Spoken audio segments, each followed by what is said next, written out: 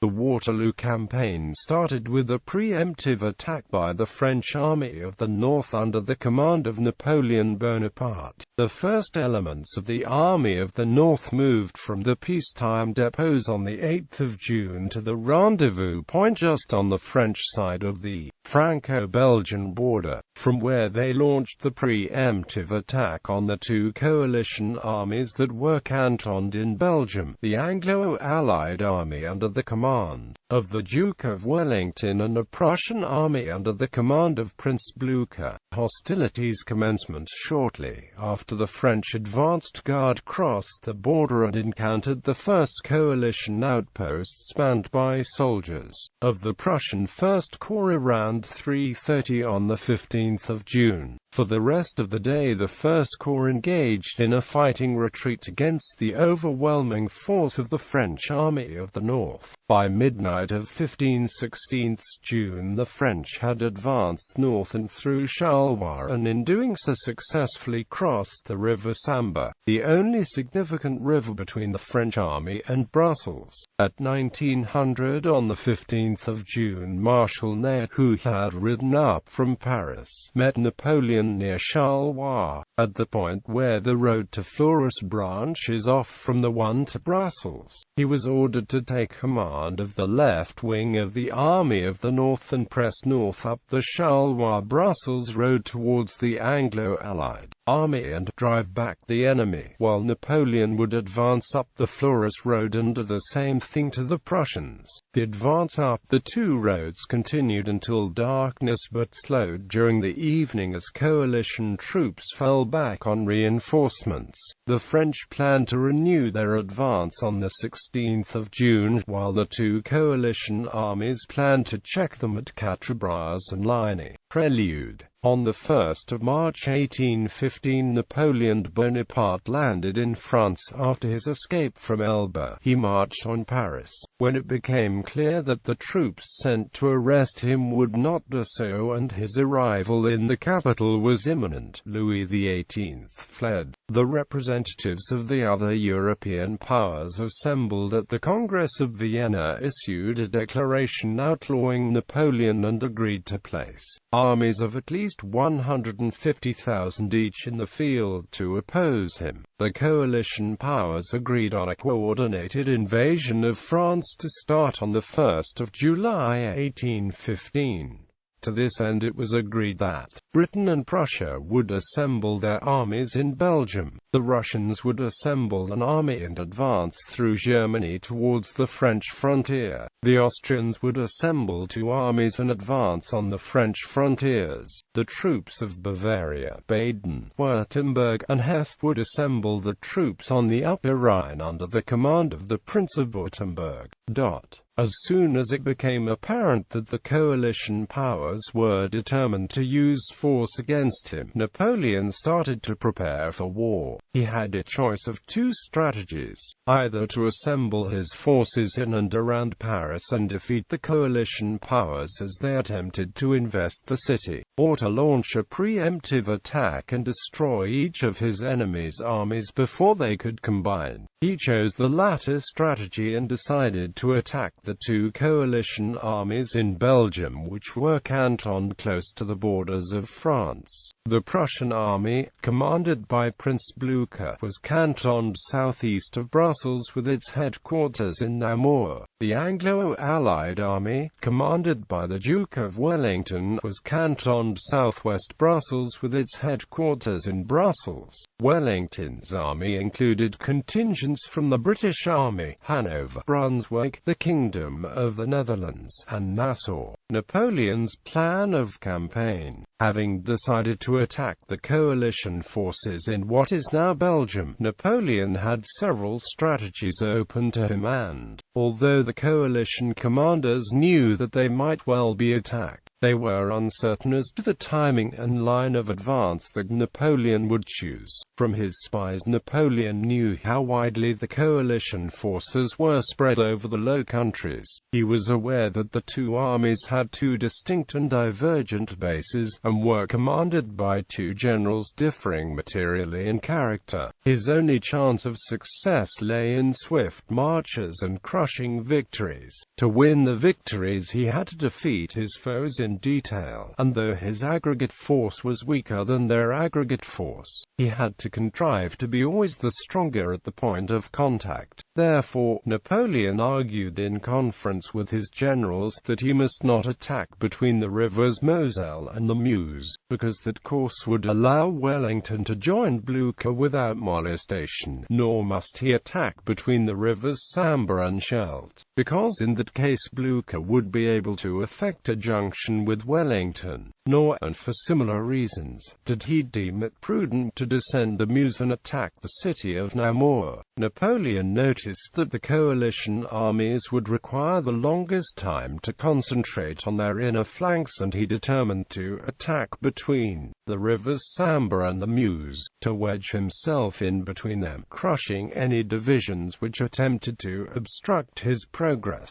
Having the advantage, he planned to maneuver rapidly on interior lines, to defeat each army in succession. Napoleon had selected for the line of his main operations the direct road to Brussels by Charleroi, the road on which Wellington's left wing and Blücher's right wing respectively rested, as the Prussians' front line covered Charleroi and the French territory immediately to the south of Charleroi, while the Anglo-allies' most advanced outpost was further up the Charleroi-Brussels road at France north of Charleroi. He planned to overcome the Prussian army, and then attack the Anglo-allied troops before they could be collected in sufficient strength to prevent his further progress.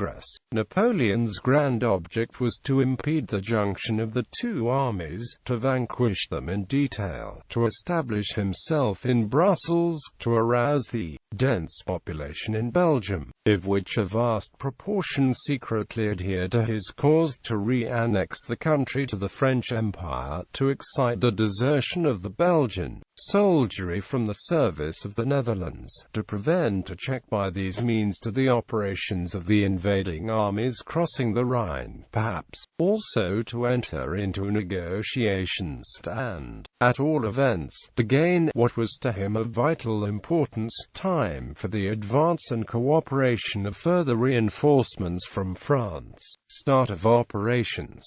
Advance of the French Army of the North. The French Fourth Corps left Metz on the 6th of June with orders to reach Philippeville by the 14th of June. The Imperial Guard began its march from Paris on the 8th of June and reached Havane on the 13th of June, as did the 6th Corps from Laon, the 1st Corps from Lille, 2nd Corps from Valenciennes, and 3rd Corps from Mézières likewise arrived at Maubeuge and Havane on the 13th of June. The 4th Corps of Reserve Cavalry concentrated upon the Upper Sambre.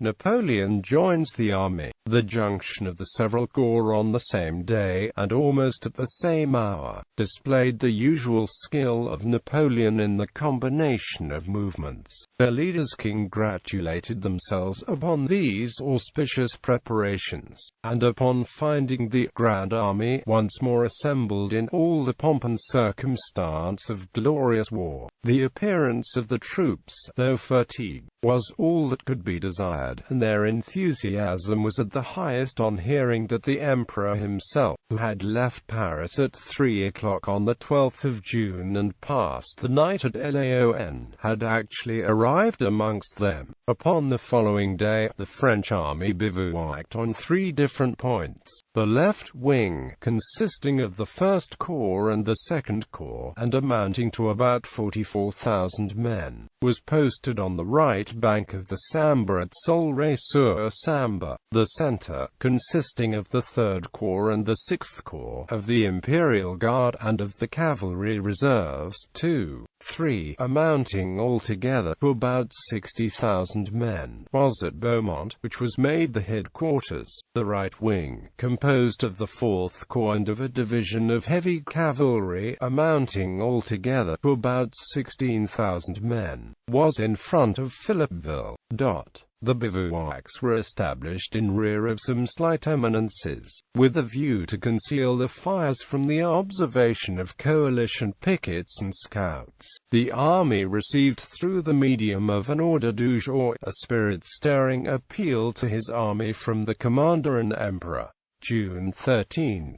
French deception and limited coalition intelligence. Napoleon, by his precautionary measures of strengthening his advanced posts, and of displaying along the whole line of the Belgian frontier an equal degree of vigilance and activity, had effectually concealed from his adversaries the combined movements of his several corps and their concentration on the right bank of the Sambre. During the night of the 13th of June, however, the light reflected upon the sky by the fires of the French bivouacs did not escape the vigilant observation outposts of the Prussian First Corps, whence it was communicated to the rear that these fires appeared to be in the direction of Walcourt and of Beaumont, and also in the vicinity of Solray-sur-Sambre. Further, that all reports received through spies and deserters concurred in representing that Napoleon was expected to join the French army on that evening, that the Imperial Guard and the Second Corps had arrived at Avesnes-sur-Helpe and Maubeuge, also that,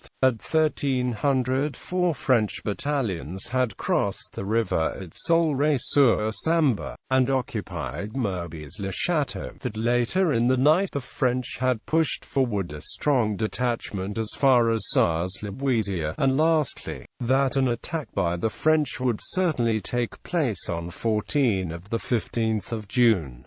June 14. First news of the French concentration. On the 14th of June, the Dutch-Belgian Major General Van Merlen, who was stationed at St. Symphorien near Mons, and who commanded the outposts between the latter place and Binche which formed the extreme right of the Prussians, ascertained that the French troops had moved from Maubeuge and its vicinity by Beaumont towards Philippeville, that there was no longer any hostile force in his front, except a picket at Batignes, and some National Guards in other villages. He forwarded this important information to the Prussian General Steinmetz, on his left, with whom he was in constant communication, and by whom it was dispatched to General Zieten at Charleroi. The Prussian General Pichtou, whose 2nd Brigade posted on the left of Steinmetz, also sent word to Zieten that he had received information through his outposts that the French army had concentrated in the vicinity of Beaumont and Merbys-le-Château, that their army consisted of 150,000 men, and was commanded by General Vandamme, Prince Jerome Bonaparte, and some other distinguished officers, that since the previous day all crossing of the frontier had been forbidden by the French under pain of death, and that a French patrol had been observed the day near Biersaillet, not far from Thuan. During the day, frequent accounts were brought to the troops of Prussian First Corps, generally corroborative of the above, by the country people who were bringing away, and seeking some place of safety for their cattle. Intelligence was also obtained of the arrival of Napoleon, and of his brother Jerome. Zieten immediately transmitted the substance of this information to Prince Blücher and the Duke of Wellington, and it was perfectly consistent with that which the latter had received from Major General Dornberg,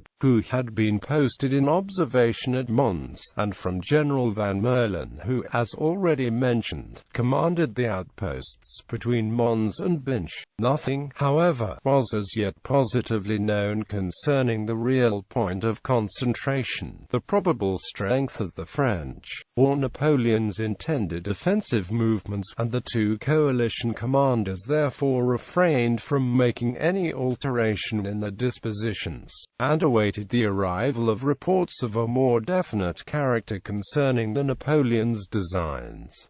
Blücher orders the concentration of his army. Ziethen's troops were kept under arms during the night, and were collected by battalions at the respective points of assembly. Later in the day Ziethen ascertained, through his outposts, that strong French columns, composed of all arms, were assembling in his front, and that everything portended an attack on the following morning. Ziethen's communication of this intelligence reached Blücher between 2100 and 2200 on the 14th of June. Simultaneous orders were consequently dispatched by 2300 for the march of the Second Corps from Namur upon Sambre, and of the Third Corps from Ciney to Namur. An order had already, in the course of the day, been forwarded to Bülow at Liege, desiring him to make such a disposition of his corps as should admit of its concentration at Hannut in one march, and at midnight a further order was dispatched, requiring him to concentrate his troops in cantonment about Hannut. Ziethen was directed to await the advance of the French in his position upon the river Sambre, and, in the event of his being attacked by superior numbers, and compelled to retire, to effect his retreat as slowly as circumstances would permit,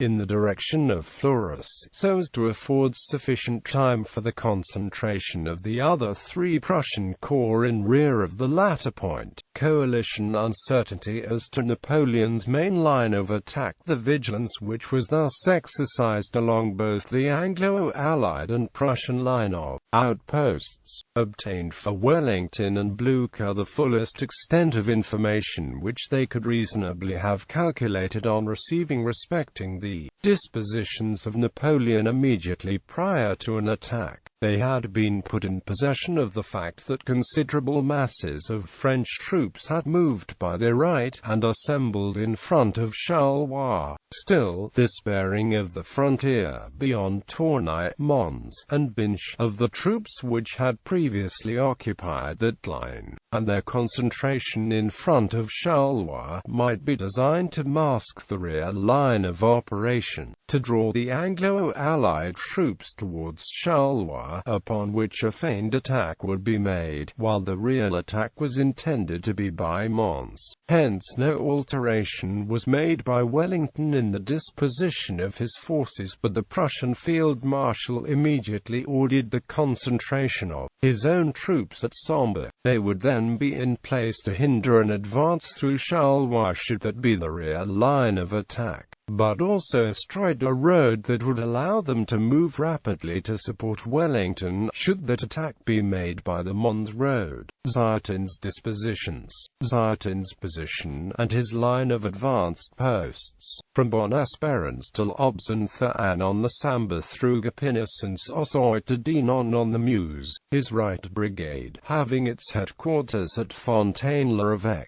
held the ground between Binche and the Sambre. His centre brigade lay along the Sambre, occupying Marchiennes-au-Pont, Dampremy, Rue Charleroi, Gillian-Châtelet, and a portion of his 3rd brigade, commanded by Jagow, occupied Farciennes and Tamins on the Sambre, while the remainder was posted in reserve between Fleurus and the Sambre, and his left brigade was extended along this river nearly as far as Namur.